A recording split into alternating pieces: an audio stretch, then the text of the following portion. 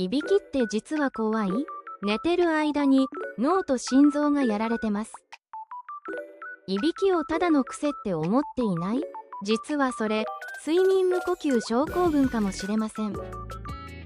寝ている状態に無呼吸状態が続き、脳や心臓に酸素が届かない状態で、これを繰り返されることでダメージが溜まってしまい、結果として脳卒中や心筋梗塞のリスクが高まる可能性があります。